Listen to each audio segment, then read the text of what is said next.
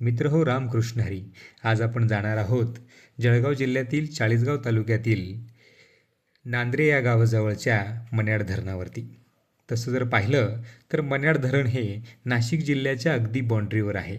नाशिक जिल्ह्यातील माझ्या बोरळ्या गावाच्या अगदी 4 किलोमीटर अंतरावर असलेले हे धरण. रस्ता कच्चा आहे, परंतु रस्त्याच्या दोन्ही बाजूला आवळीची सुंदर झुडपं आणि पिवळी फुलं दिसतात. आपल्याला पोहोचल्याबरोबर या धरणाची पाटी दिसते आणि आजूबाजूचा सुंदर हिरवागार निसर्ग दिसतो. तसं जर पाहिलं तर मन्याड धरण हे मन्याड नदीवर बांधलेलं असून या नदीचा उगम नारळी पारळी या वैजापूर तालुक्यातील ठिकाणी होतो. ही वाहत वाहत पुढे माणिकपुंज धरणाला येऊन मिळते. माणिकपुंज धरण हे नांदगाव तालुक्यात आहे आणि तिथून पुढे वाहत वाहत हे मन्याड धरणाला येऊन मिळते. या धरण क्षेत्राची जवळपास शेती क्षेत्रासाठी या पाण्याचा उपयोग होतो. या धरणाचा उपयोग पिण्याच्या पाण्यासाठी आणि शेतीसाठी केला जातो.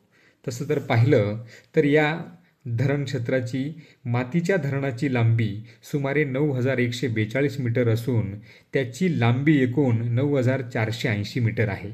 त्या सांडव्याची लांबी 259 मीटर असून सांडव्याची वाहन क्षमता 13,940 घनमीटर प्रति सेकंद आहे.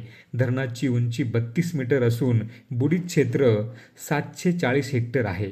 उजव्या कालव्याची लांबी 20 किलोमीटर असून वाहन क्षमता 136 घनमीटर प्रत्येक सेकंद आहे.